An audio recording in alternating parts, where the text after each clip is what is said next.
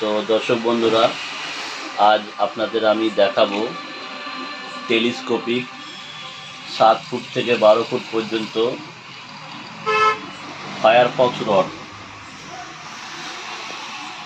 দেখতে পাচ্ছেন দর্শক বন্ধুরা, ফায়ারফক্স রডটি অরিজিনাল ফায়ারফক্স রড। এটি আছে 12 ফুটের।